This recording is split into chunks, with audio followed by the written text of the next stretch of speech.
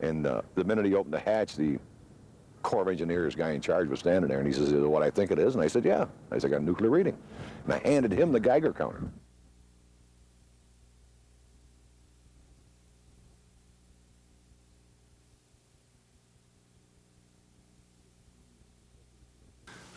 His claim that we took him to a different area is not at all founded in fact, because we had a surface buoy located, and only one. There's no basis that I know of to Mr. Maynard's claim. Okay. And I'll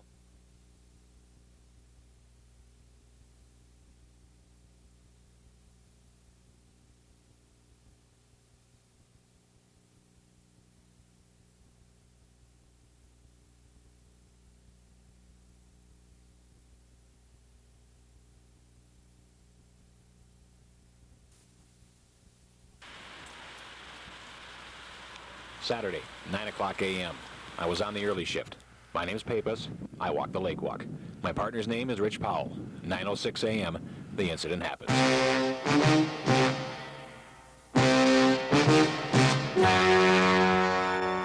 Oh, man, isn't there a city ordinance against this? In fact, there is. City residents are supposed to pick up after their pets, but many people obviously haven't. We found some witnesses. We asked a few questions. We were searching for clues and motive. I think some people just don't know they should, and some people possibly maybe just don't care. Please, ma'am, just the facts. When we're trying to get some public awareness of the fact that there is an ordinance, it is important to clean up after your pets. The park department does provide baggies at certain entrances to the park, and we're encouraging people to carry baggies with them and to clean up after your pets so we can all use this as long as possible. Those are the facts, and groups from 4 Duluth kennel clubs got to work searching for additional evidence. They're afraid of reduced access to the lake walk if owners won't do the job when their pet does theirs. There is a lot of public outcry against walking down here because of the dog droppings, and we just don't want to see this happen. We like to walk down here with our animals. We want to keep this a multi-use area. We're just trying to encourage people to clean up after their own pets. Meanwhile, we resumed our dogged search for the suspect. Hot on the trail, we soon found a suspect, but he seemed to like us, so we ruled him out. Despite careful detective work, the mystery was never solved. The scoopers say this is their first annual event, but hope they don't have to hold another one next year. The story you have seen is true. The names were changed to protect the innocent. In Duluth, Jeff Pappas, Channel 6 News.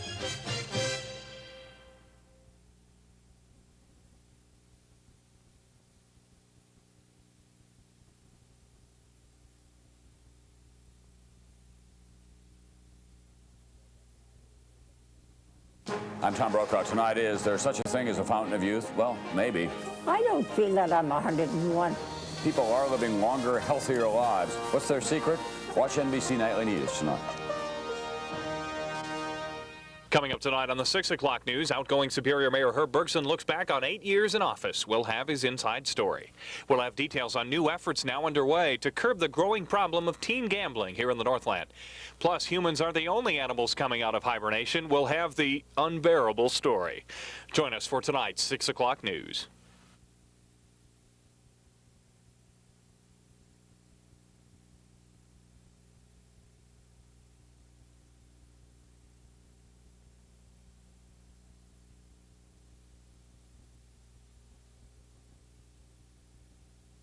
And it's interesting to note that with ehrlichiosis, actually since annual. The difference is hard to see in the beginning because both Lyme disease and ehrlichiosis can present with very similar symptoms.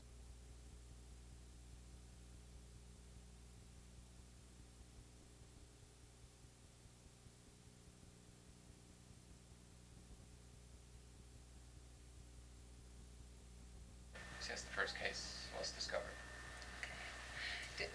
I think you can refer to me as perhaps the person with the largest experience, expert at 1990. And it's interesting to note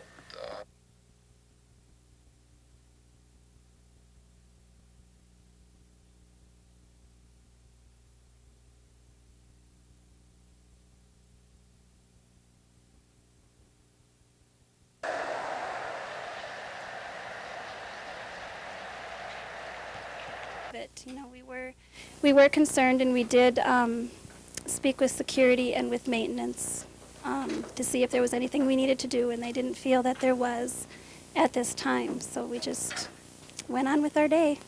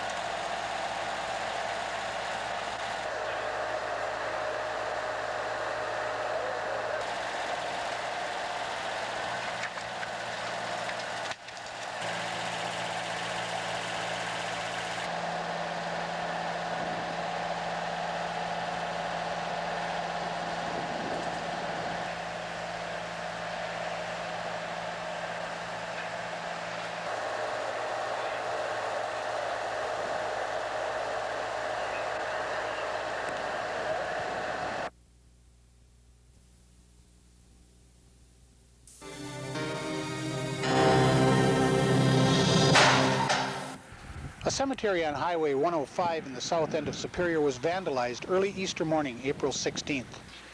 Police believe the people responsible may have been using the property to party when the destruction started. The gravestones and statues were the targets of these vandals.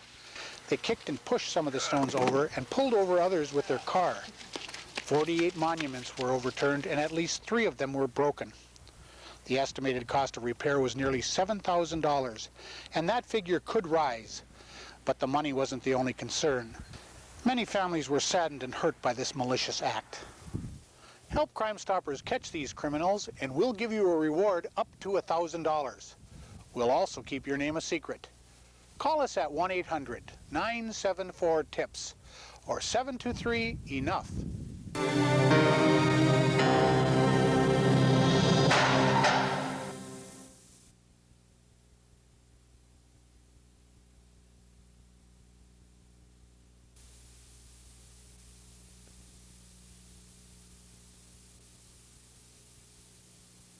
Take any weekend day, some sunshine, add a smooth stretch of blacktop, and you're bound to see them.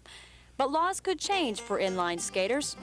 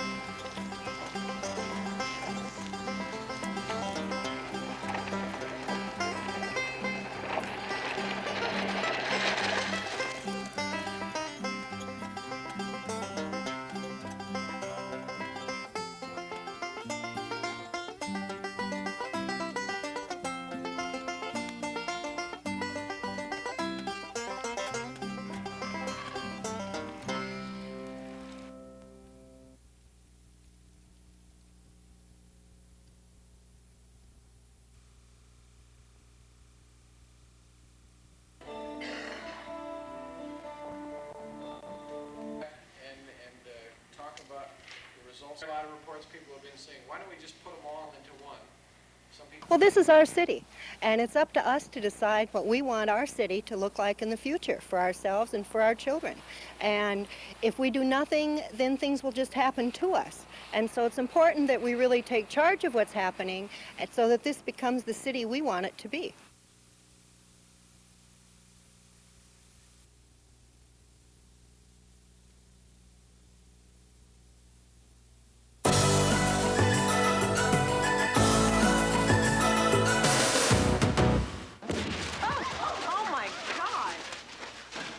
Cherry bomb in the trash can. Full Moon Saturday Night was one of the most watched episodes of ER this season, a night when the lunar pull brought lunacy to the emergency room.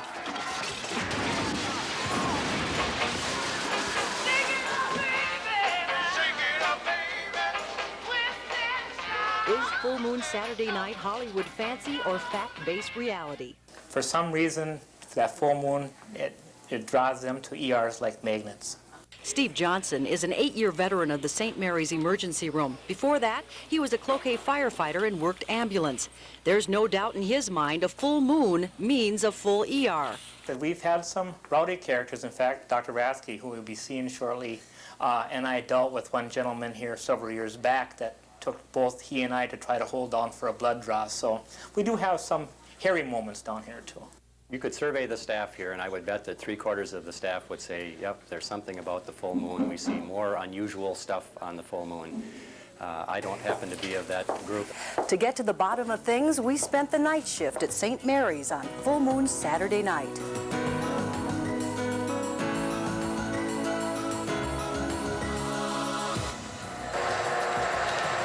Let's give some Pepsid, 20 milligrams IV.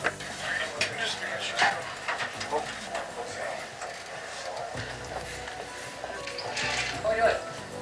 Oh, she's got one line in. We're giving her the morphine now, and I'm concerned that this pulled muscle in your back could actually be this aneurysm that they found a year and a half ago.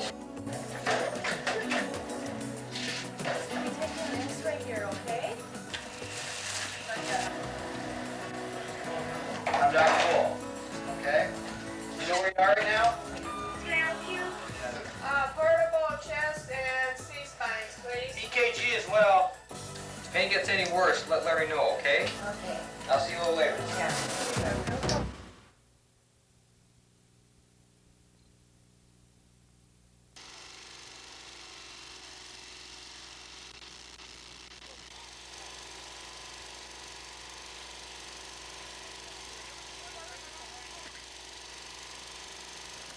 Don't even look, so to speak, when they're, because they travel that crossing every day, going and coming.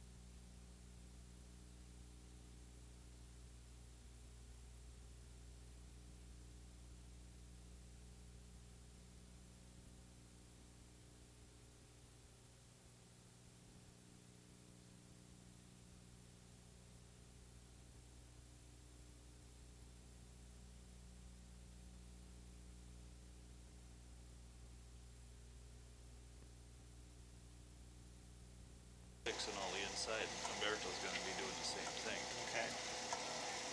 The nurse end of it and how it does it through.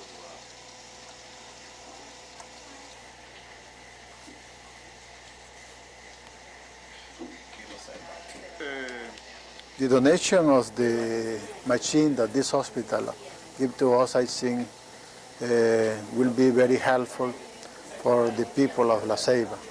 Because in Honduras we only have 2 machines, but 500 miles away. Chronic renal insufficiency and removing those toxins responsible for it.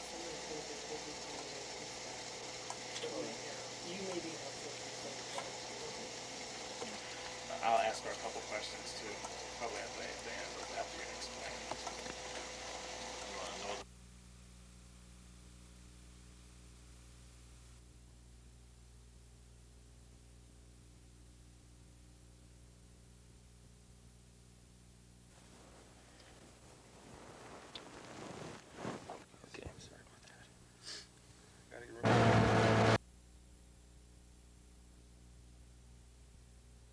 Rubber work real well, but I think I'm going to start with this perch-looking shad rat. deep running Shad wrap. And then if that doesn't work, I'll go with the shinier one, the chartreuse color. I really don't think the fish can tell the difference between the colors anyway.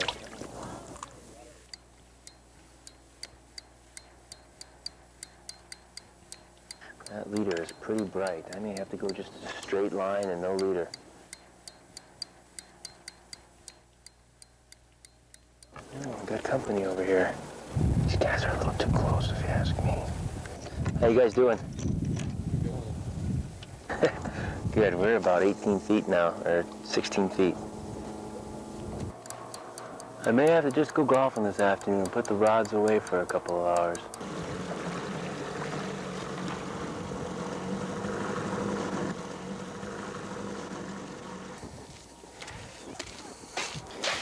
Well, maybe these will work.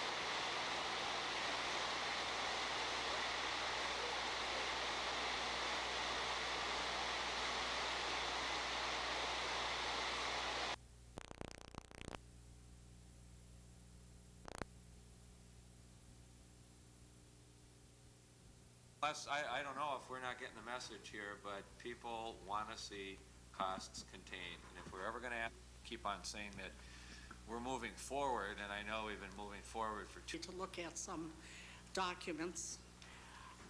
Most people felt this was the wrong way to go about. When we're really going to find out of deed of made, not to at least privately inform the remainder of the council, and that's a point of strategy. A financial institution of great size. It has been accepted by Mr. Brown. A financial commitment was made, paying for that, a non-refundable commitment.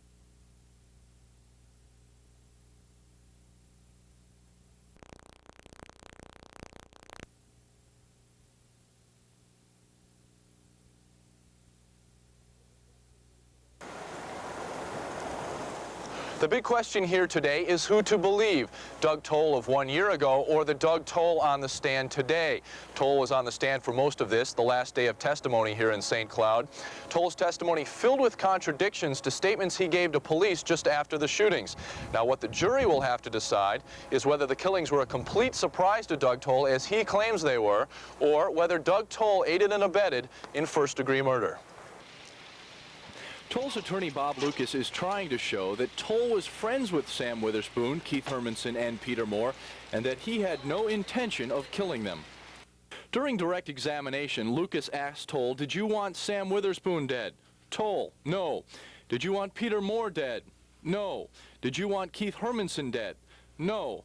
"Did you want anybody dead?" Toll, "Nobody." But during cross-examination, Doug Toll often denied or contradicted sworn statements he'd made to police, saying he hadn't always been truthful with investigators right after the shooting. Prosecutor Mark Rubin asked him, "Why didn't you tell the truth?" Toll's reply, "I was scared." Rubin, "Of the consequences?" Toll's reply, "Yes, I guess you could say that." Rubin has been trying to show that Toll aided and abetted Todd Warren by handing him the bullets and discussing who would die and who would be spared. Also, that Toll did nothing to warn people he claimed were his friends that they were in danger. Rubin asking him, "Do you regret that you didn't do everything you could to save your friends' lives?" Toll, "Yes." Rubin replied, "It's a little late now, isn't it?" Lawyers and the judge are spending the later part of this day reviewing closing arguments as well as jury instructions. Court resumes here in St. Cloud tomorrow at 9 a.m.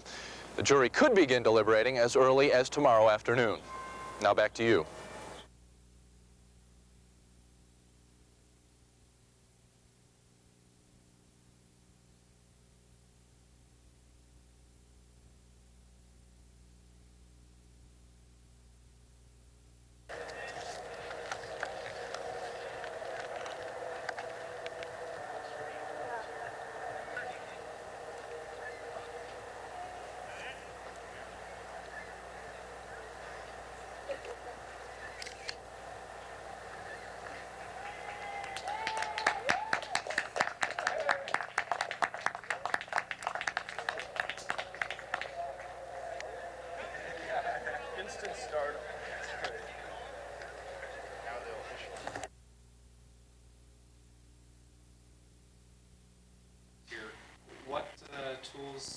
you suggest? Do you work with?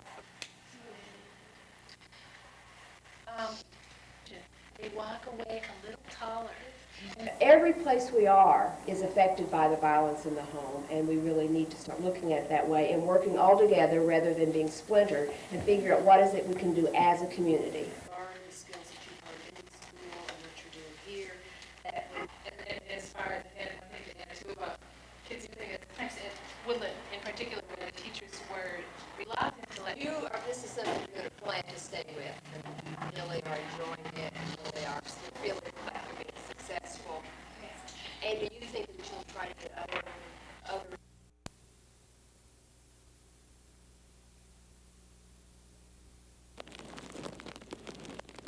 You really had to want to fish to get outside today, and that's what a lot of hardy souls did, braving persistent rain and cold to try their luck, which wasn't always good. It was miserable. It's still miserable, and it's going to stay miserable. But you wouldn't miss it, would you? Well, I quit early. You quit early? Oh, yeah. Last year we were here all day. But despite the bad weather, the day wasn't a total loss. Witness this 5-pound, 7-ounce walleye caught by Duluth's Steve Waters. But even he said it was slow going. Today they're just getting a few, not many boats. You know, last year was a lot better, but the season was a week earlier. This year, maybe one fish per boat between 3 guys. The guys have been fishing for quite a few years. It's actually slow, but this lake wind, I think, got something to do with it. Lake wind or no, there were successes out there today. Even the young anglers were getting into the act. 8-year-old Kirby Templin of Eden Prairie hooked into this 19-inch walleye near Boy Scout Landing. Catches like those made a rough day even rougher for the Minnesota DNR. They were conducting live well inspections while trying to stay warm. The weather makes it kind of miserable, and but you know, it's opener, and everybody wants to be out here and that chance for the walleye. And since it's the walleye they're after, chances are they'll be out again tomorrow. Hopefully, they won't have to dress for ice fishing. In Duluth, Jeff Pappas, Channel 6 News.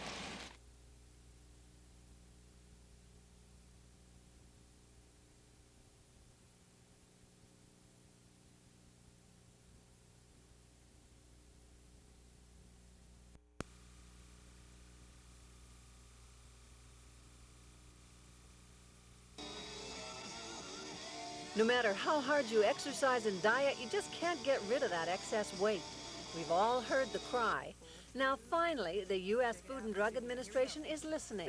The experts have decided there are some people out there who just can't lose weight by conventional means. The FDA has begun analyzing diet drugs to see if the pros outweigh the cons. Frankly, there are a lot of people out there who need this kind of medication. So FDA is going to say, we're not going to err or compromise safety, but we're going to say for effectiveness, even a small benefit, we're going to consider effective, and we will release these kind of products. The kinds of products he's talking about include a drug called fenfluramine, which is a non-addictive drug that works on the brain, increasing the naturally produced chemical serotonin. According to some studies, people who eat compulsively have too little serotonin. But like most other drugs, fenfluramine comes with side effects, including chronic fatigue and suppressed motivation. To combat that, most doctors who prescribe fenfluramine also prescribe the drug phentermine, which acts as a stimulant. While the drugs together seem to work well, they do mess with a person's brain. We have to be very careful about that, because once we release a product like this, it's intended for people with a serious weight condition. A lot of people out there that are 10 or 15 pounds or overweight that would say to their doctor, I want that drug. There are some other drugs still under FDA study that are showing great promise. One is exinagal, which works on the digestive system, blocking absorption of about 1/3 of the fat people eat. Another is sibutramine, which not only suppresses appetite, but also appears to increase a person's metabolism, more quickly burning up the calories we consume. Both of these drugs are under FDA study and have yet to gain approval. We contacted several local doctors about diet drugs. Many said that even though the FDA has approved some of these drugs, they won't prescribe them because of their serious side effects. They refused to go on camera, saying they didn't want to be associated with diet drugs, and stressed the best way for combating obesity is diet and exercise. In Duluth, Barbara Riles, Channel 6 News.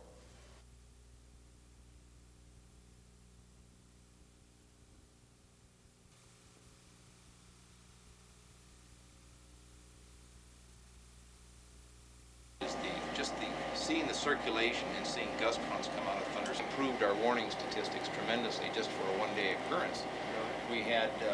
But the big factor that's going to be the difference between the old radar and the new radar is our ability to look inside and see wind movements within the storms. Never before have we been able to see circulations develop, which is the beginning of a tornado in the mid part of the cloud.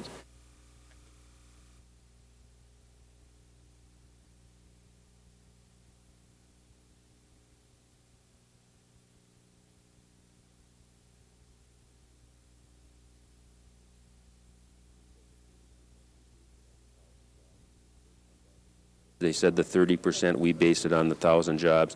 They've come back and says, no, it's based on the numbers of hours. So in that sense, we disagree, but still, for the amount of money that we're participating, 225 full-time jobs that pay about $20 an hour with benefits.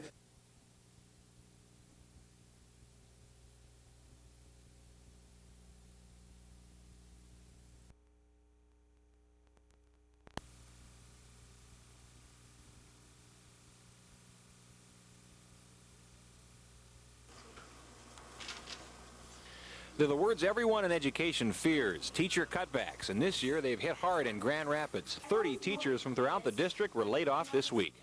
No, it's very disheartening for staff and particularly for students. It's going to have a great impact on education. There's no doubt about that. It'll have an impact in our community. The cuts in salaries make up 3/4 of the deficit facing the district, but they may only be the tip of the iceberg. Our audiovisual person is going, our media person may be gone next year as well. I understand that just this last week there were approximately 19 to 23 paraprofessionals that will not be retained next year as well, and that has a direct impact upon students in education as well, and it's all a viable part of education. And the teacher cuts may be only the beginning of bigger monetary problems for the district. Now, while Grand Rapids High School is in good shape, the city's middle school is over 90 years old, and 4 separate bond referenda have failed here in the last 5 years. That problem and a lack of funding from state government have teachers here frustrated, but they intend to keep trying to make themselves heard. The students, once again, I want to dwell on the students, the lack of textbooks, the lack of technology, the lack of materials. My son last year in 7th grade had a textbook copyright date was 1978. Things like that are very disheartening for us. In Grand Rapids, Jeff Pappas, Channel 6 News.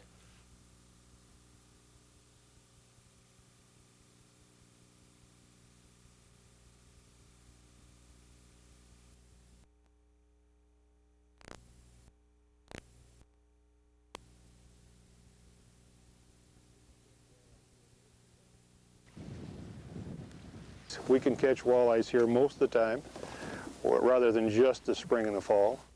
Fishing the Chippewa flowage near Hayward, you can't help but feel the history here.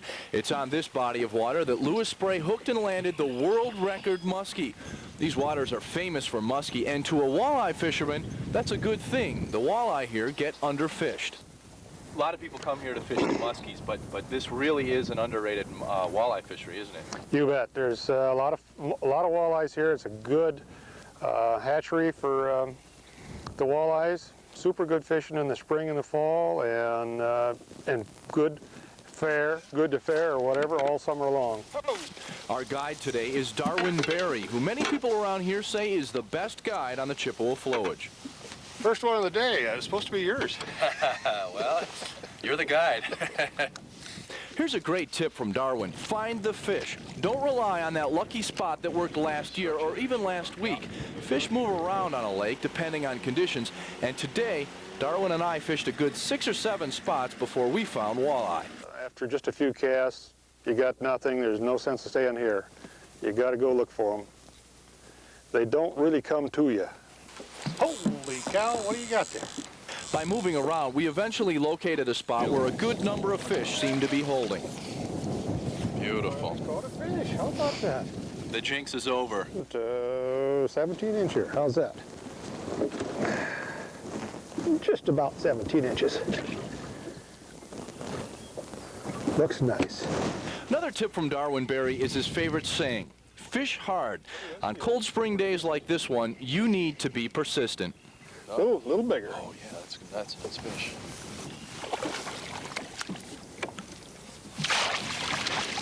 Now here's what made our day on the Chippewa flowage successful. A very slow presentation of jig and minnow. Walleye are still a little sluggish. Fishing shallow water that warms up faster and moving after a few minutes without a bite. The size seems to be pretty consistent. I mean, we really haven't caught a small fish all day. No, we've got some very nice eating fish. We got no wall-hanging fish, but we've got real good eating fish.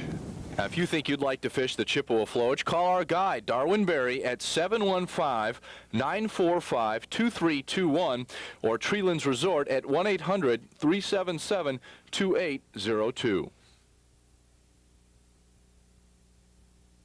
How to fish with live bait, or whether it be minnows, leeches, or even worms and such, but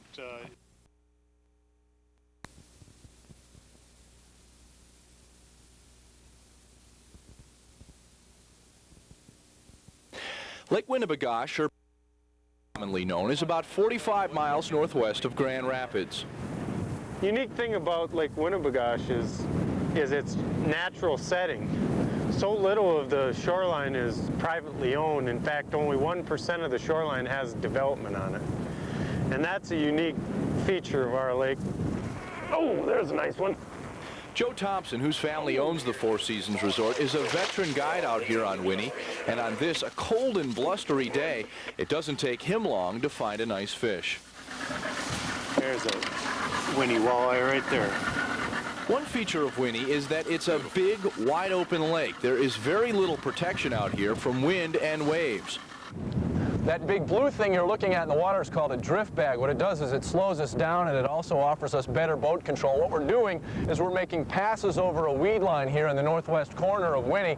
We're using a jig and a minnow and just kind of drifting along and kind of working at trying to find walleyes that way. And when you finally hook into a Winnie walleye, it feels solid, good average size here. And then there's that thrill of seeing that golden glow rising from the blackened depths. Andy Bill. Holy cow. Thompson says despite the size of the lake, fish are not hard to find. He says this time of year, find the shoreline drop-off and bait fish, and chances are you'll find walleye. Now that is a big Winnie walleye. But Joe Thompson says despite being one of the state's best walleye fisheries, this is not a place for that 10-pound plus fish. So, as far as trophies go, Winnie has muskies as a trophy fishery. We get a lot of walleyes in the 6 to 8 pound class, but very few over 10 caught. If we found a large concentration of fish, then we might consider securing the boat and just casting jigs out. But Thompson also recommends checking out the local resorts to find out what's working. He says conditions change so quickly on this big lake, so what worked yesterday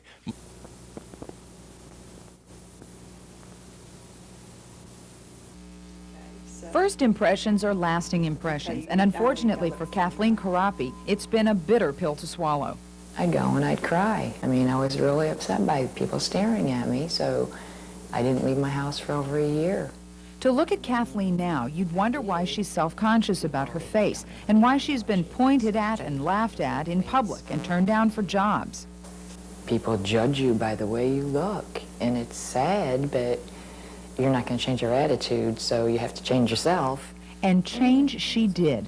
After a botched surgery caused a staph infection, Kathleen was forced to have part of the muscle and tissue in her face removed.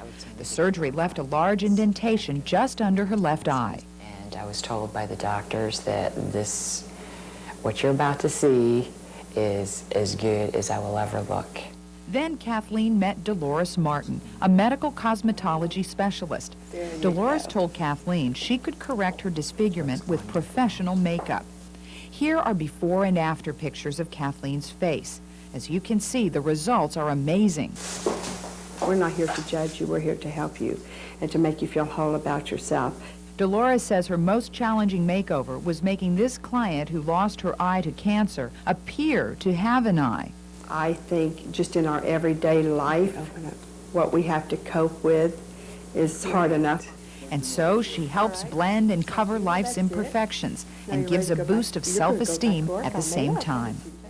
I'm Irene Mayer for NBC.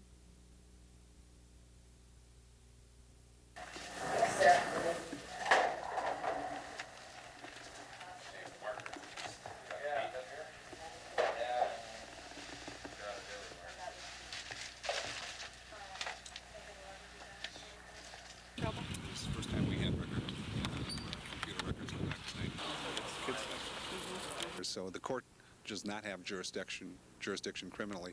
There is a provision in the law, a child in need of protection and services, or CHIPS petition. We will forward this information to the juvenile court. They will take, along with the juvenile judge, appropriate action to see that services are provided to the children, to see that it doesn't happen again.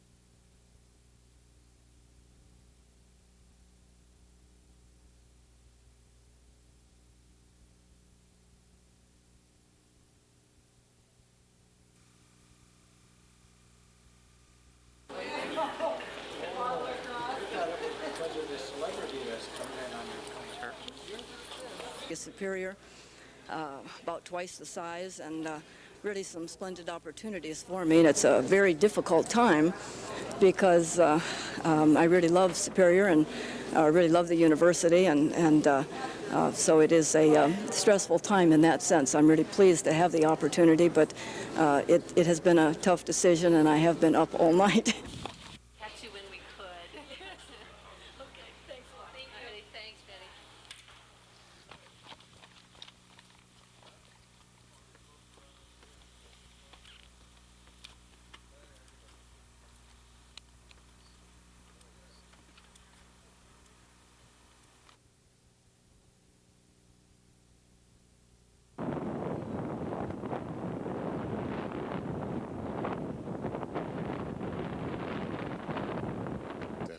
And, you know, like I say, we just want him to pay the same wages and benefits that everybody else in the area does. He probably does on this job here because it does have a prevailing wage on it, but when he goes to other projects, he pays less.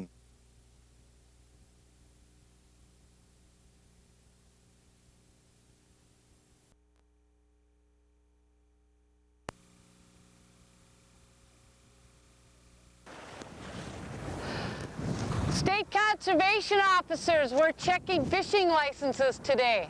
We'll just ride alongside you here if you can hold them up for us. If you'd like to get out on the water, get used to those words. You might be hearing them quite a bit this summer. While monitoring state fishing rules, the Minnesota DNR also wants you to wear your life jacket. Most of our drownings happen from accidental falls overboard. So the number one thing that we can offer suggestion is to just wear the life jacket. Rather than having it sitting around and tripping over it in the boat, put it on, and especially the kids. That's what the officers were checking today, in addition to the usual licenses and limit checks. Federal law requires a wearable life jacket, while current state law does not. But it makes good sense to have a device you can wear. Yeah, we like to see that because really a seat cushion is just not going to be adequate if you have to, you know, go in or do go in for any reason. The reason for that is simple physics. Well, you can't put it on. It's not something that you can wear and then swim. Hanging on to that, you're not able to help yourself get back into the boat or swim. And that's what the DNR is trying to say. So, if you think the boat checks are annoying, look at it this way. A 5-minute delay might help save a lifetime of regret. On Lake Superior, Jeff Pappas, Channel 6 News.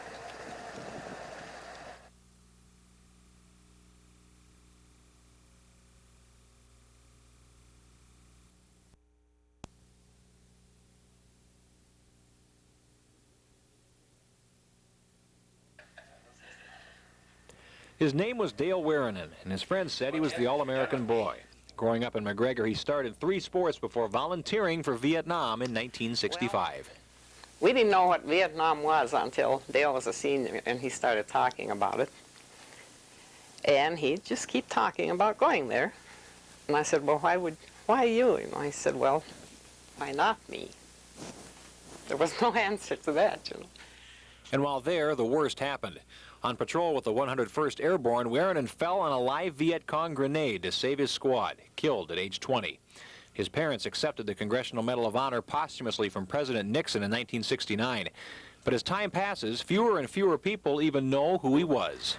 But there are still plenty of people in McGregor who haven't forgotten. In late last legislative session, a bill was introduced to rename this stretch of Highway 210 Dale Warenen Memorial Highway.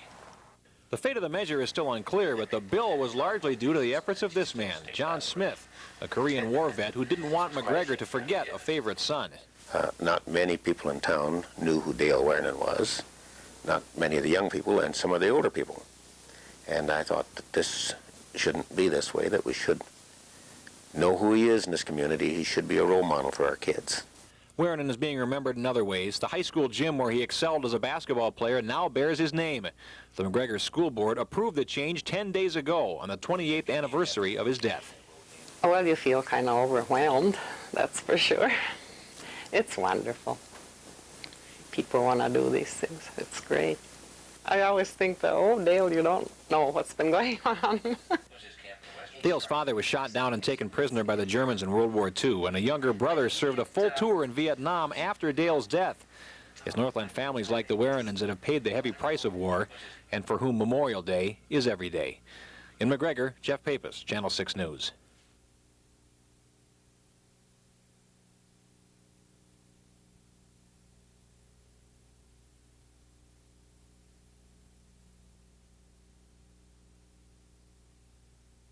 It used to be DWI. Oh, really?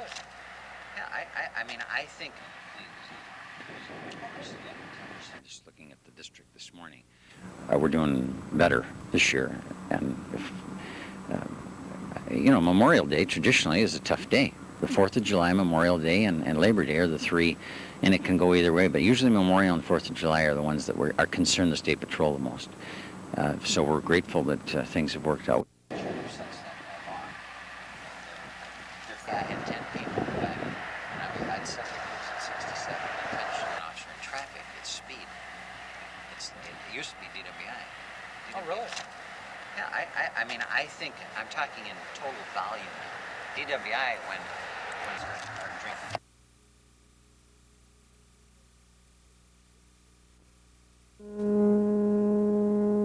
In past years, Navy ships have drawn thousands to tour the vessels and meet the sailors. Last year, the USS Astosian drew solid crowds to its decks despite steady rain.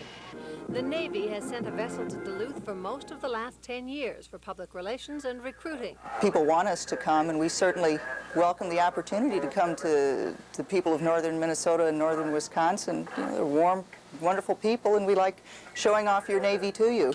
On several visits, anti-military protesters have met the ship, but spokespeople say that doesn't bother them nearly as much as what they call a lack of cooperation from city administrators. And the trash pickup, I know, was taken care of by Superior last year as opposed to Duluth, although we were docked here in Duluth. But the things like that, the signage, where to park, things like that, can always be better. Mayor Gary Doty refused to talk on camera on this issue, but said he thought the ship wasn't coming back because not enough people visited in past years. Another city official told us he thought the ship wasn't coming back because of military financial cutbacks. The Navy told us neither is true. Meanwhile, the Navy almost had details worked out with the Superior Chamber of Commerce to send a ship there during its Great Lakes cruise this summer, but couldn't find a suitable dock. Navy spokespeople say they want to come back to the Twin Ports. It's just a matter of whether they can work out details with city officials. In Duluth, Barbara Riles, Channel 6 News.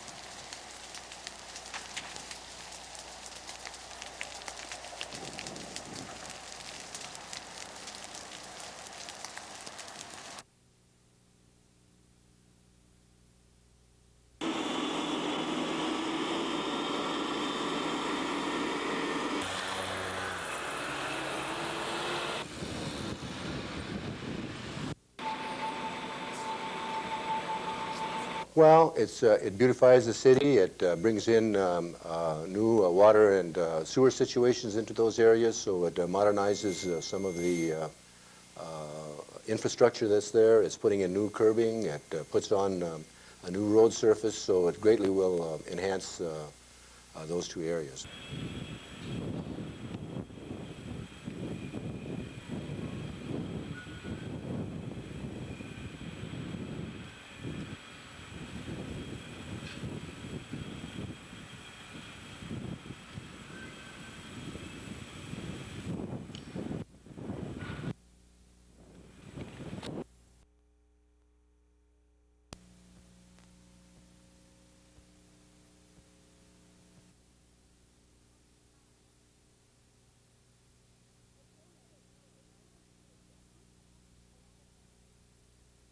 Okay, it was good. No, it was good. It did have a lot of body to it. And that's what I really miss that in movies.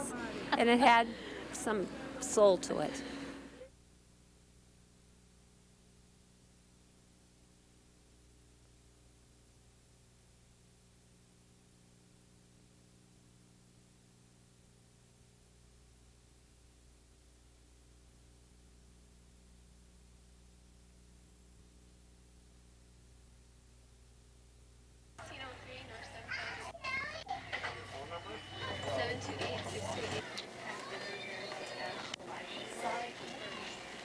And also when you have somebody with a voice and a face at the same time, it gives it a little bit more of a realistic look to it when you do see it on a TV screen. Let your arm just relax your hand, buddy.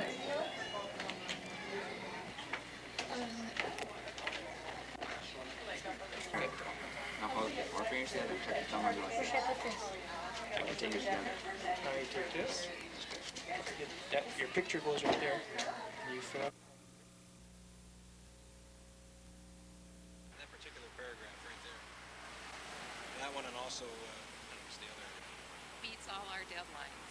Then was with Carl Nolenberger this past week. I understand that they were working until Saturday evening, but right down to the deadline. But my understanding is everything is to proceed as planned and according to the contract. And cut the best deal we can. And You can't amend that contract either, can you? It's just a thumbs up or thumbs down, pretty much? Right. Okay. Right. Is that the only item on the agenda tonight, too? Or was there anything else that was... I think there's 6 or 7 pages of items on the agenda, but most of them are fairly routine. Try it.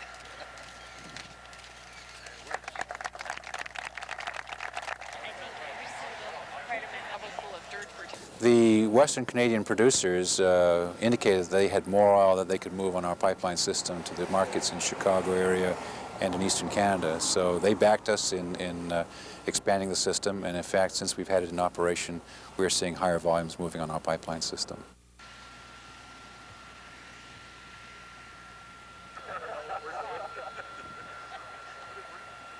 You can kind of see people lined up, and I'll sign them out for you. Would you like it back here? Yeah, if we could, yeah. By the pipe, thank you.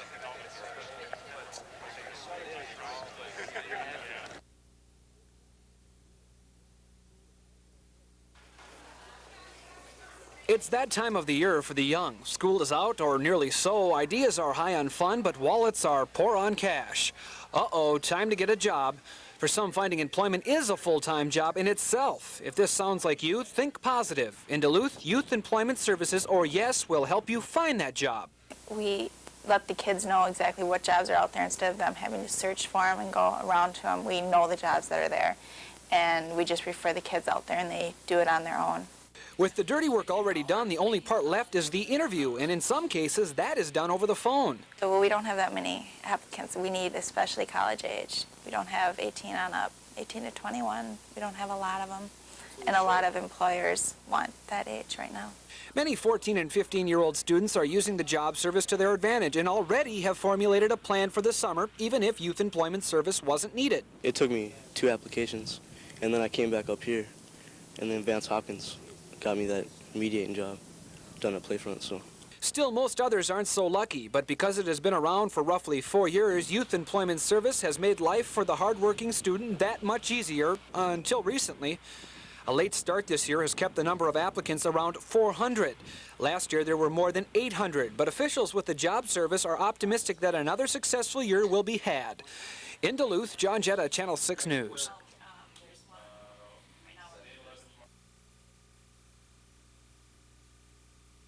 In the ejection process, all the Major Dave Johnson knows all too well what it's like to eject from an F-16. It was September 1992, and Johnson's F-16 developed engine trouble. He ejected. The plane crashed near Fish Lake. But he says ejecting in the United States is different than Scott O'Grady's experience bailing out in Bosnia. And then I'm sure from this pilot's standpoint, he started to realize, hey, wait a minute, I'm not in the U.S. anymore. I'm in enemy territory here, and this is for real.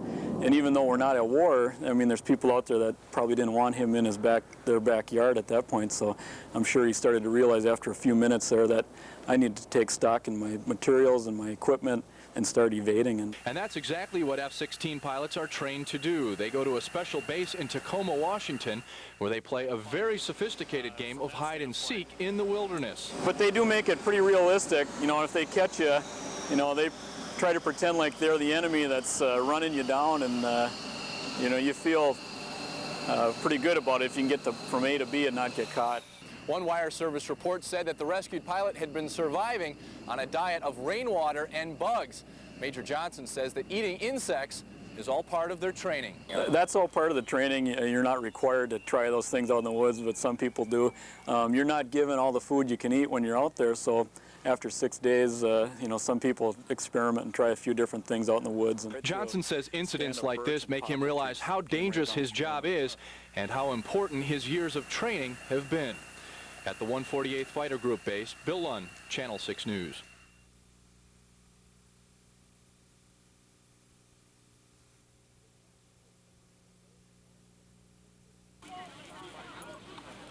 With 14 years behind them, those involved in the Park Point garage sale have watched it grow each year.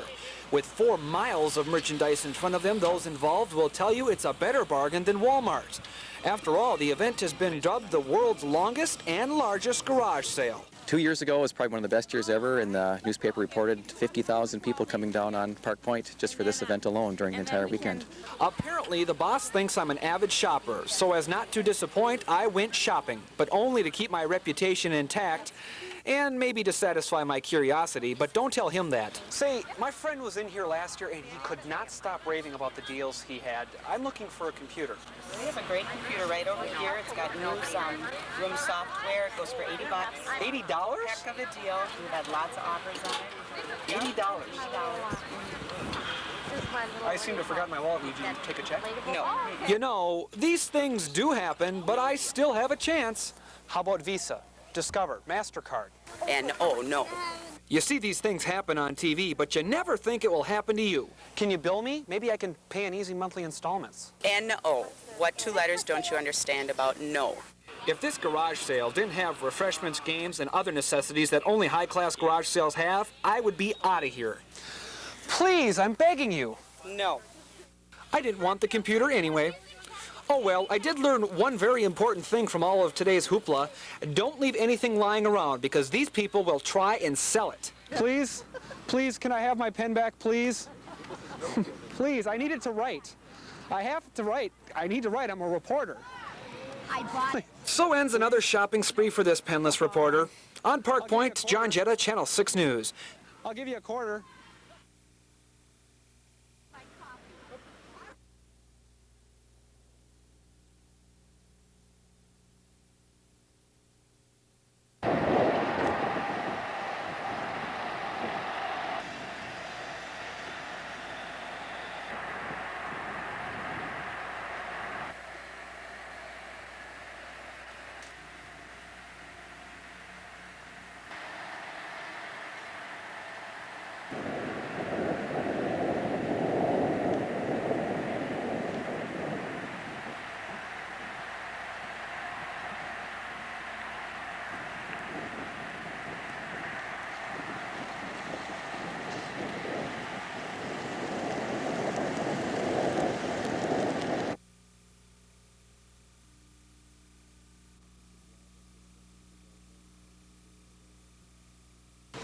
Well, I think they're glad that this sentence is over and the sentencing hearing is over.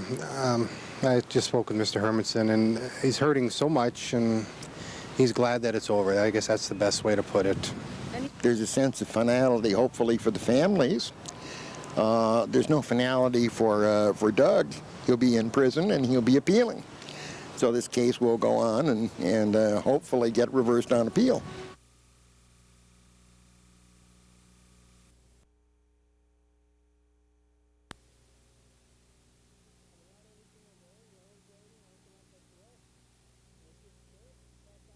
I've been out every single day, rollerblading, working up a sweat, and it's just great. It's about time Duluth got some good weather.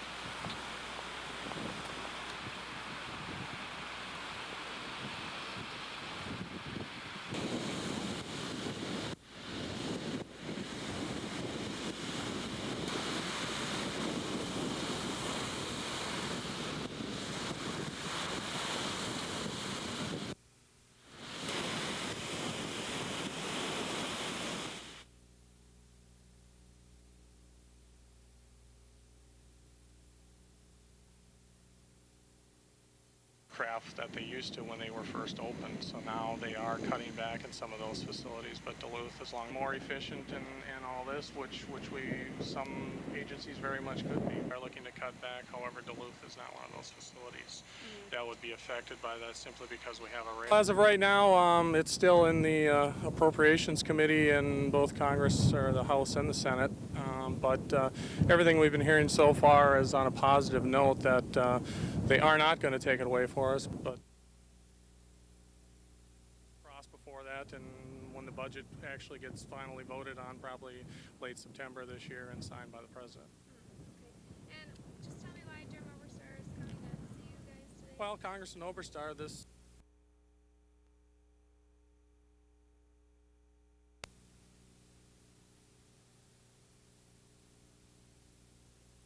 way out in the township, and they have mailboxes on the road, and they get little decal stickers that go one on each side of the mailbox, and those are self-destructive. So now what, seeing who's becoming the front house, where do you find that? All the time around the areas. Duluth is a big city. It's not one of the bigger cities, but it's big enough where children are not always safe. And so I'm hoping that we do get one house per block within the next, my goals would be by the end of the summer, but to be realistic, probably the next 2 years. As more people hear about them, they hopefully will apply for it.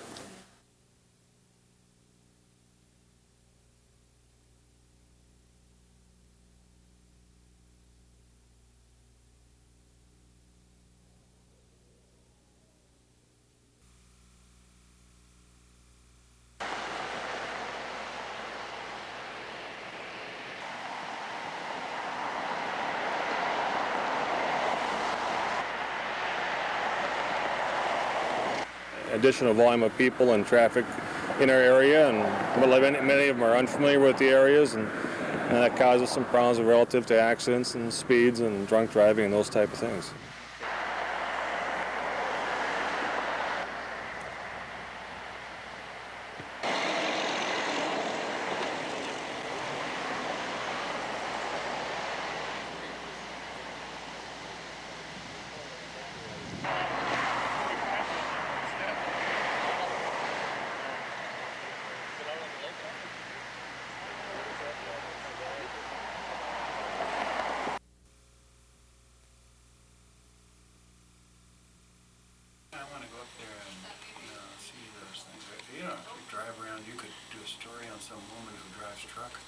An adult and trying that out. One of us, she's now a pathology resident. And usually it's the next morning when you wake up, you discover, oh my gosh, I got 20 or 30 of these lesions that are about twice as big as a flea bite on the leg. So maybe up to a centimeter, and they keep getting worse for about 3 or 4 days.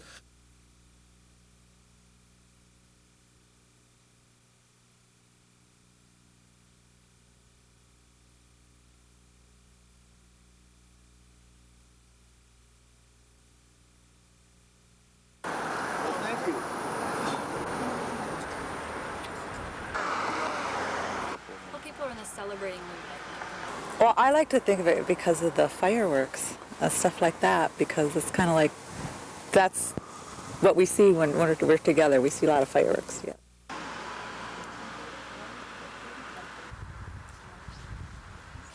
Yeah. How many people are coming today? Oh, maybe about 15.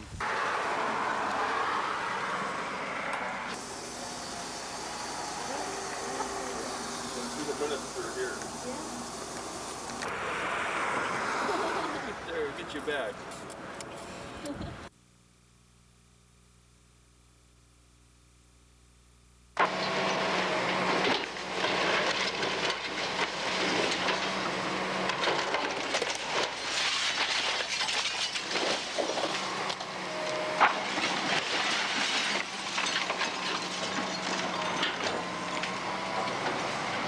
I can remember the excitement the first day that my class moved into the new building. We were the first ones here, so it's really hard to watch. Is there anything you're going to miss about that school? Yeah. What are you going to miss? All the different rooms and the super long hallway that can look down.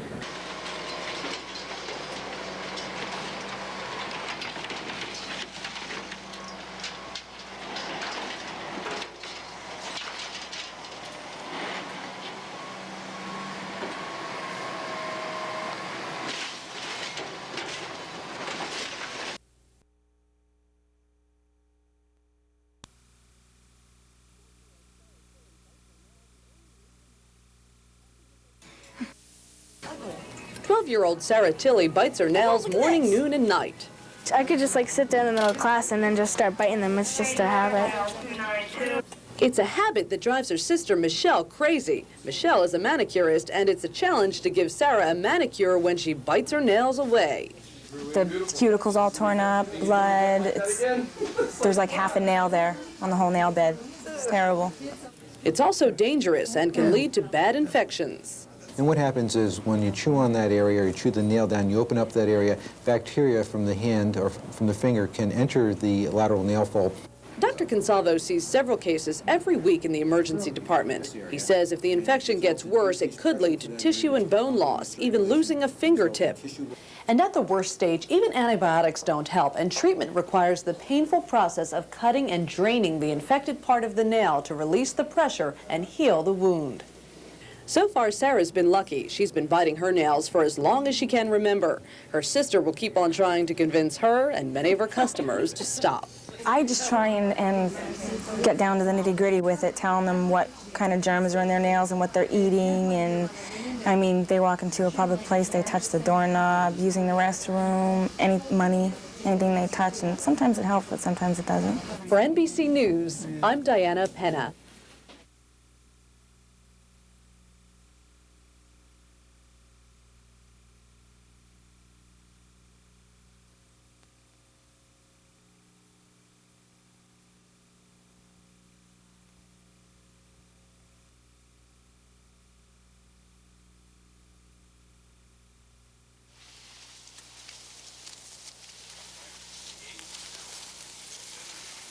We are going to, however, continue to provide increased patrol to this particular area until such time that the individual surfaces.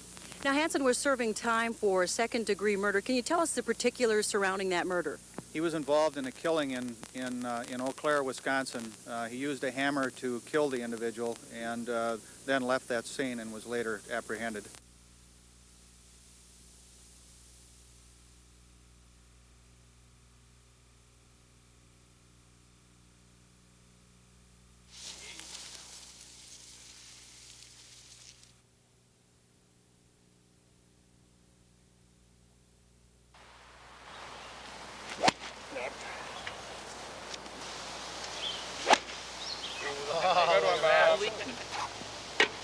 You want to put it in? And you're on thin ice already, Carl. The foundation is a nonprofit corporation that has been established to benefit St. Luke's Hospital.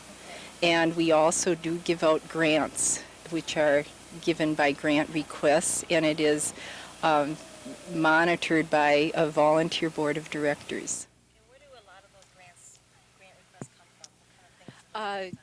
For healthcare needs, particularly for equipment, for needs for the hospital, with changes in hospitals and the way they're run now, sometimes the budget just cannot handle any special needs for any of the departments or units. Now, are those requests?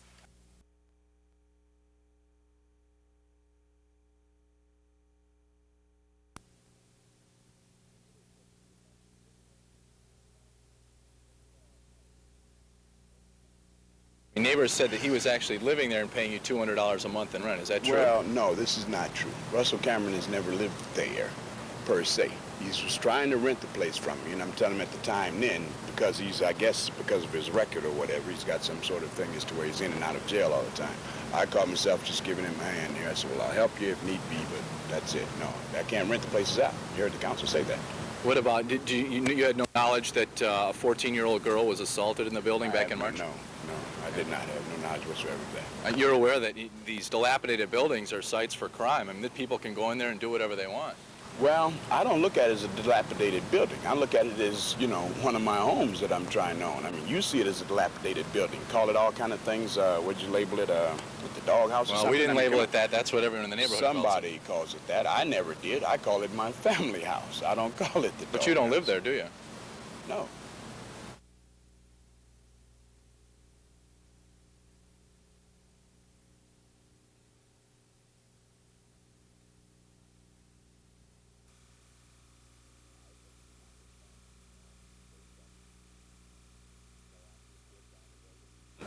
I think the time has come. You know, there's been no obvious work done on the buildings. They've been unfit for habitation for almost 12 years now, at least one of them. They're a problem for the neighborhood. Well, like Chief Flynn said, I mean, this is a hazard to the neighborhood. I mean, would you want this to stay standing? No, I don't. I would not want it. My recommendation to the board would be that we would take it down, but the board will make the final decision.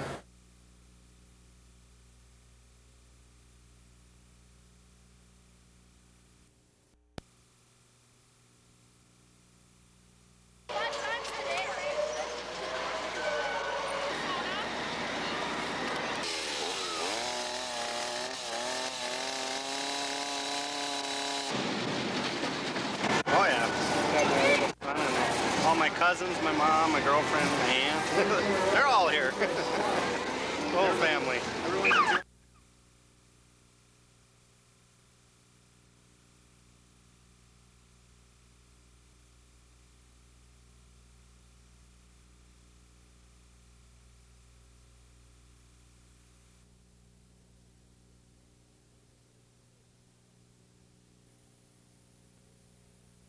Residents of this North End neighborhood heard 2 shots shortly after midnight.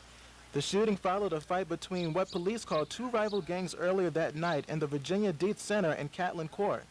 Police had been called and some of the people had been taken in, and after the release, officials say members of one gang wanted revenge and shot the 16-year-old victim in the head using a .22 caliber rifle with a scope.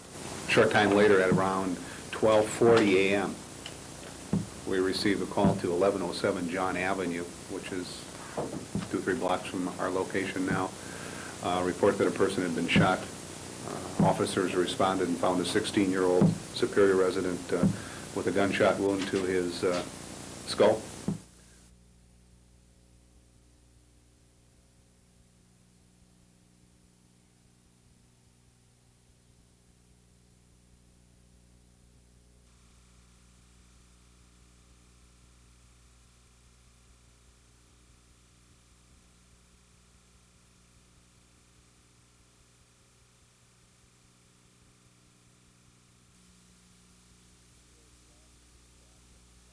Things come down.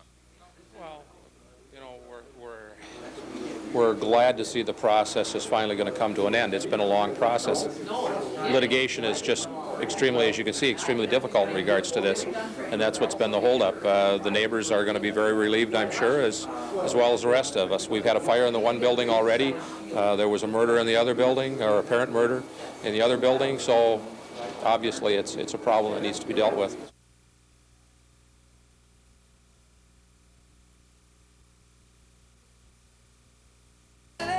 Know me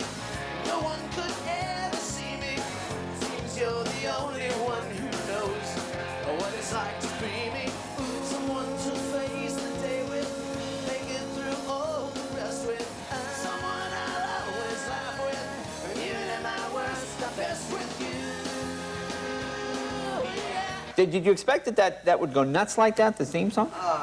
Actually, we got involved just to do the 42-second version for the front of the show, you know, and the request became so huge at radio that they started pirating it.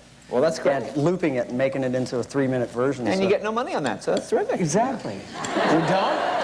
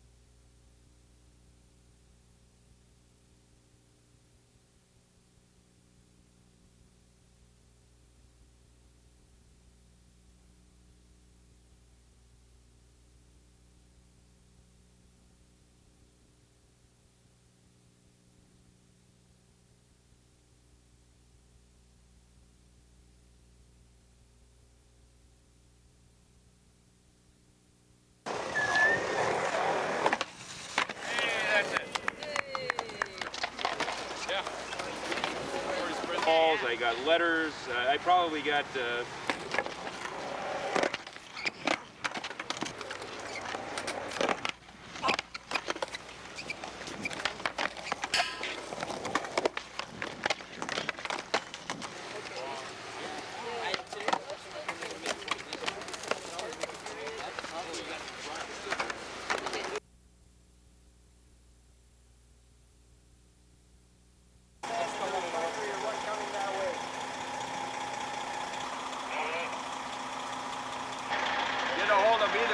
or J.R. Jensen and bring in about 25 men. Oh, everybody's responding very quickly and effectively. The local fire department's been very helpful. They're pretty knowledgeable in responding, so they've been working real well with Murphy Oil into trying to make it a successful drill.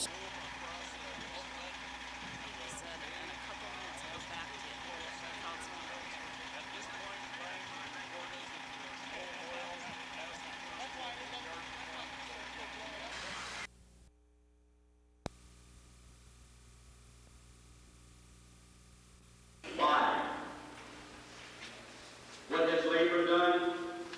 What has the working class people done for these politicians and these companies? You've heard over the past 4 or 5 years about how Newport, that mini mill pioneer on over the last 4 contracts. We've constantly heard it. Over the past 6 months, to you. But I'll just give you, including without limitation, all of the following. The cost of acquiring, constructing, installing, equipping, furnishing, and financing of qualifying. The cost of contract.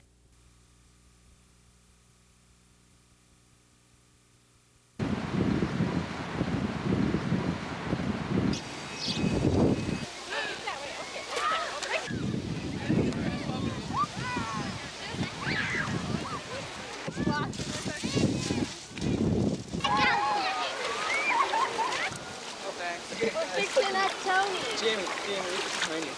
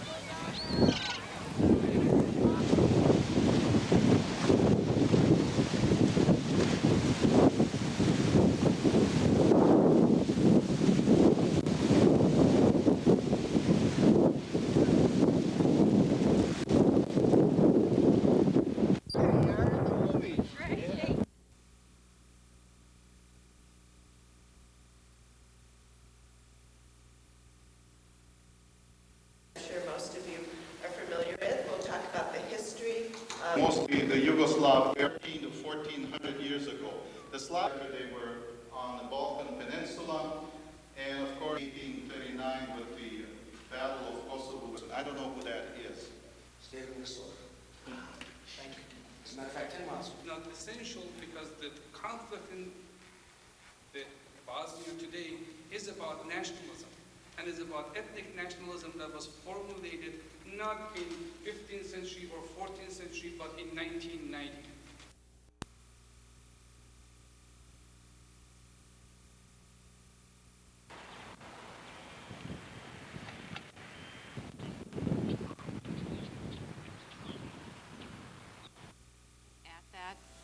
And what we want to do before we would repeal that is to hopefully find some type of alternatives to find out if we would be allowed to put in buoys or designate a certain portion of the beach. Has assigned to speak regarding this item. Incorporated, Director Brad Beckman. He's too happy to be here. So I can keep this? Thanks. Okay. This I only use because we all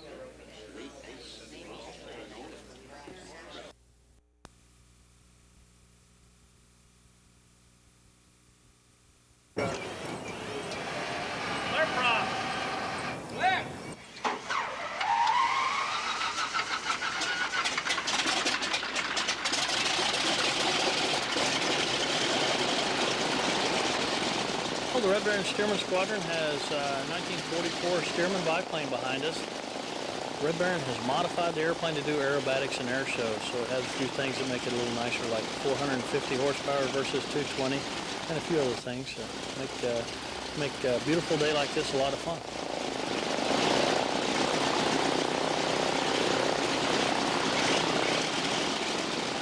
The kind of freedom you have once you're up amongst the cloud and doing maneuvers. You're not a complete pilot unless you know how to do aerobatics as far as I'm concerned, because you're never uncomfortable in an airplane in any position.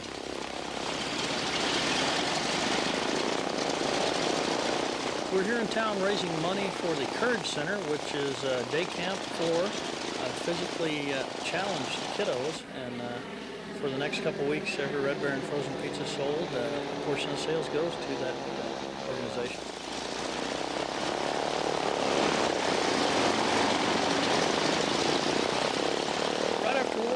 In the early 20s, there's a lot of surplus airplanes and surplus pilots from World War I. They'd fly over town and land in a farmer's field, and the reason they were called barnstormers, or they got the nickname of the barnstormer, was they'd buzz somebody's barn and they'd end up sleeping there that night.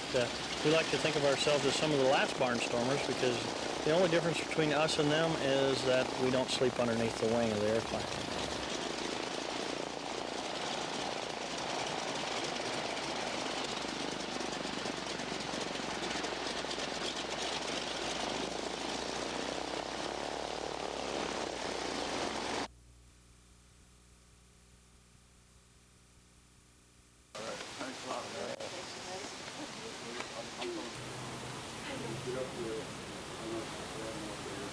I won't.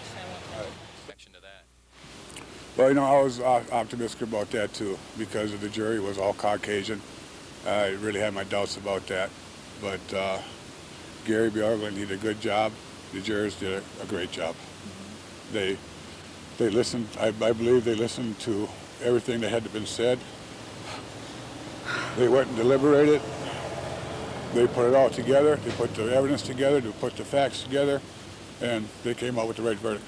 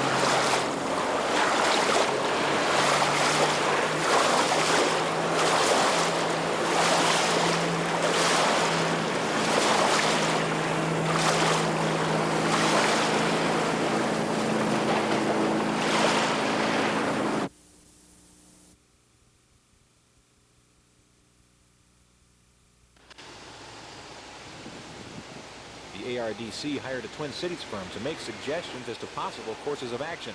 Their preliminary recommendations were heard today. We're looking at the external factors of getting the transportation network in place. And when I say network, what we've been dealing with to this point today has been on the roadway side. We're also looking at pedestrian access. We're looking at transit improvements and things like that, the whole package. The expansion proposals call for new construction across from Stone Ridge Mall and in the Miller Mall proper. One city councilor says planners would do well to use caution when planning more development. This committee is dealing with the fact that long-term planning as well. I mean, it's no secret as the years go on, there's going to be more traffic on that Miller Hill area, and we have to deal with that. For the short term, most of the planned improvements come at the intersection of Trinity Road and Miller Trunk Highway and may involve widening Trinity Road to 4 lanes in some places.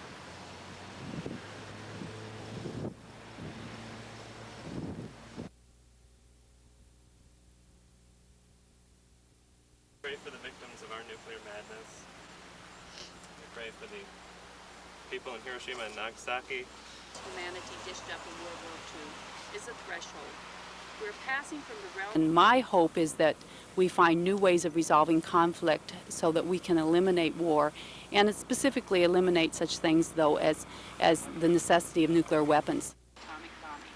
This is the argument perennially whose victimhood irks the victims of Japanese aggression, especially those from neighboring Asian nations and Allied veterans in buildings. Who commanded them to leave school to go to describing her experience of looking at the ruins of the Pacific War? It is as complicated as I feared it was.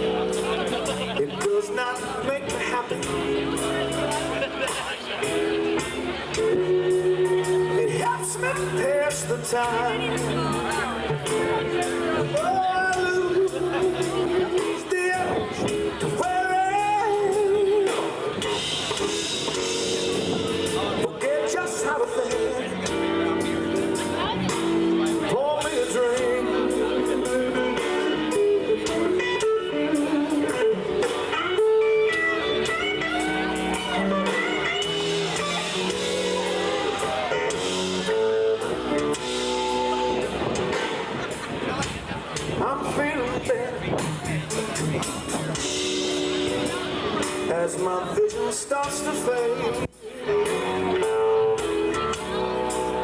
no longer feel so foolish. For the blame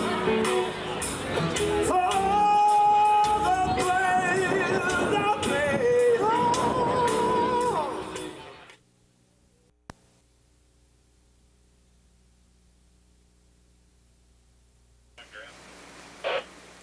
The baby was cradled in the arms of police officers last night as they waited for an ambulance, but the baby appeared calm and a medical check showed that she was okay. Jolene Johnson found the infant girl in this bathroom. I was in the woman's bathroom washing my hands and I found a newborn baby in the back stall. A note found with the baby reads, "She was born August 15th between 3:30 a.m. and 4:30 a.m. I delivered her myself. I'm very sorry for leaving her like this. I had no choice about it. Whoever finds her, please take care of her. I do love her." Meanwhile, police say they're trying to locate the mother, saying they're not looking to press charges. They just want to talk to her. This is not something that happens a lot. It's the first case that I've been associated with since I've been working back here, and hopefully we can get some answers here in the next few days. Police are asking anyone who knows who the baby might belong to call the Superior Police Department at 715-394-0234. Meanwhile, calls have been flooding in inquiring about the possibility of adopting the little girl. There have been numerous calls, people both wanting to be foster parents, people wanting to adopt. I think the hospital's been inundated, even donations of clothes and whatever. So there's a lot of interest right now.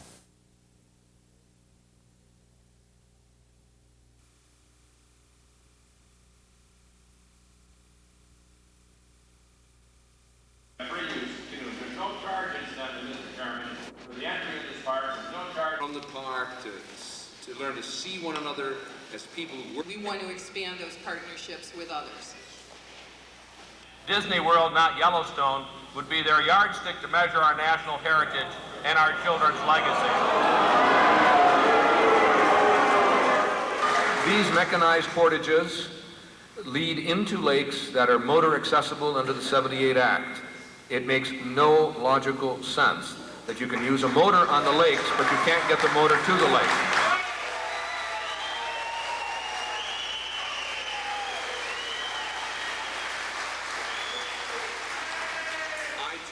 I too have letters from people on all sides of that issue, but none quite like a 10-year-old lad who said,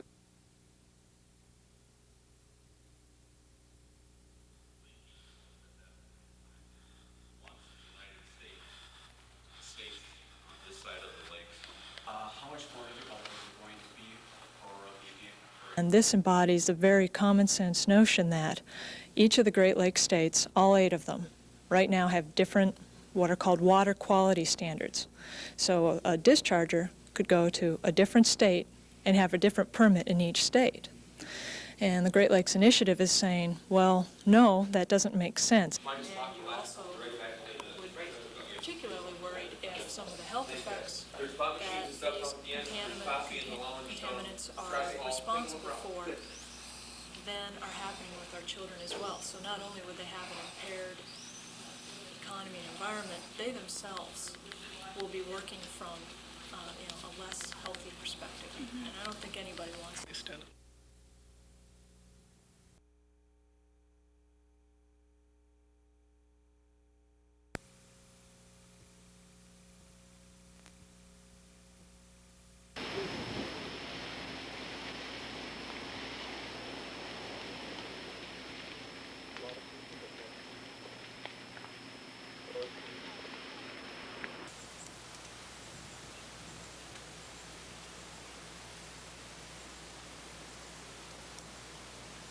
In the big picture, the fire will create a lot of open areas of irregular size, and wildlife for like 10 to 20 years will find more food in these open areas.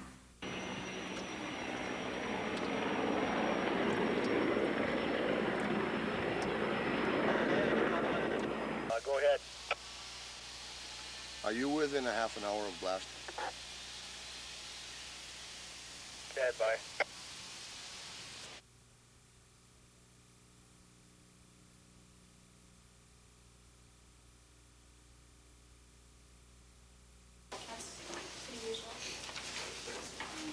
What kind of meat? Do we want hot dogs or hamburgers or what? Burgers. Burgers. So how late do you guys want this to? How late? Manual camp. Oh, just all night. Yeah, 6:30. What? Yeah. Okay. Oh, I knew that there was like various like kind of team court things in the area that they had different variations on and off past years, right? All right, so far.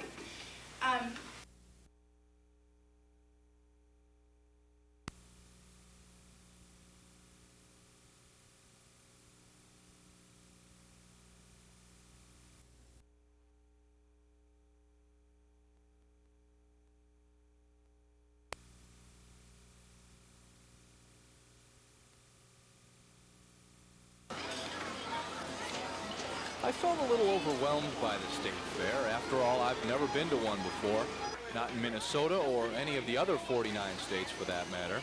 I've heard the livestock is a big attraction, so I headed for the barns.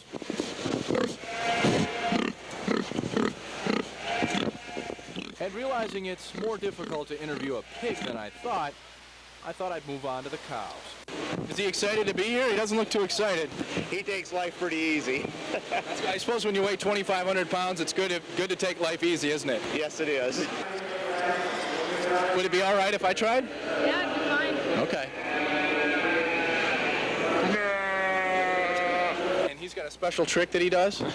What's that trick? Well, he likes to stick his tongue out. He likes to stick his tongue. Okay, let's see that. It's a little lure to get small children's hands in his mouth. You gonna do this today, Valentine? There you go. And the state fair is a good chance for a city boy to get his hands dirty. But if livestock's not your cup of tea, there's always the carnival games. Who's next?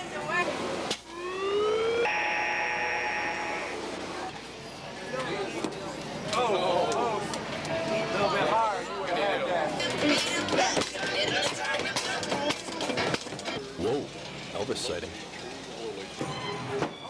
A winner! A winner! Jump in, grab one. Easy one for you. And then my favorite game, throwing baseballs at dinner plates. Before I threw, I asked some fair experts for some advice. Which one of you guys gets the prize?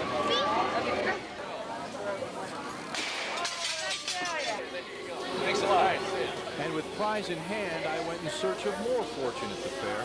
But now I realize all this excitement was making me very hungry. They're just really small donuts, huh? Yep. And not wanting to eat an entire bag of donuts, I thought a hot dog was more my face. Would you like onions on them? Onions? Yeah, sure, that's great. And no state fair hot dog is complete without all the trimmings. So I eat my hot dogs and wonder, what can I do next?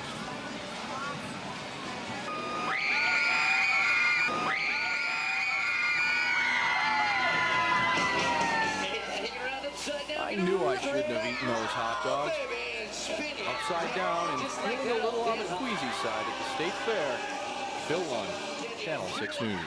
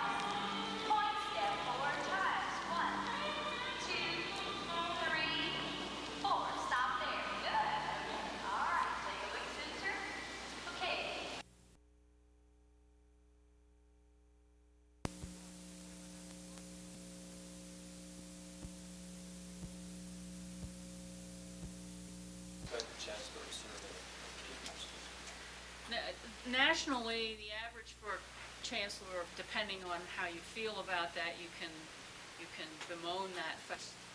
Strong support through Mike Reeby, who was the president of the Board of Regents. And also serving the citizenship of the state in the future. You know, I think the reality of budget cuts are that we can't do as many of the good things that we've done in the past, but still students are the reason we're here, and we'll continue to have strong programs.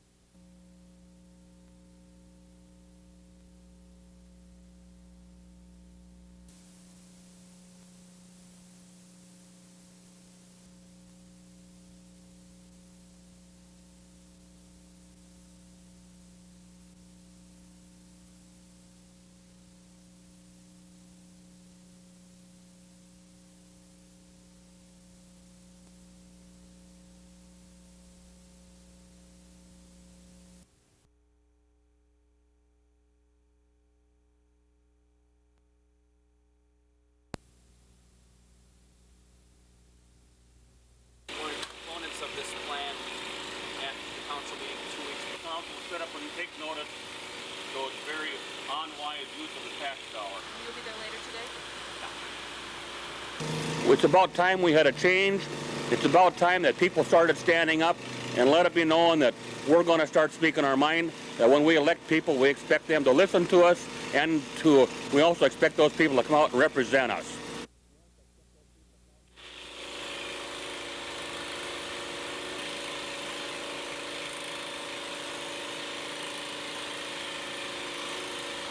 Taxpayer money, the way it's going. Nobody argues the program. Everybody likes the program, but the fact that only going to now to 3 families when they could be doing anywhere between 6 to 15 families for that same amount of money, so it's very unwise use of the tax dollar.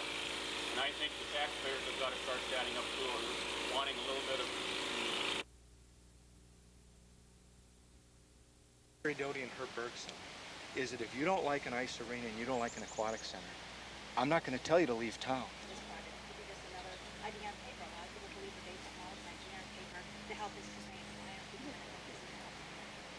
The incumbent's campaign. The incumbent, Gary Doty, hasn't got a leg to stand on. He's behind in the polls, and he knows we're taking it to him. He knows he's losing. The only way he has to combat that is by writing a lot of letters and getting people to sign them. He's been doing it for weeks. We're not going to stoop to that level.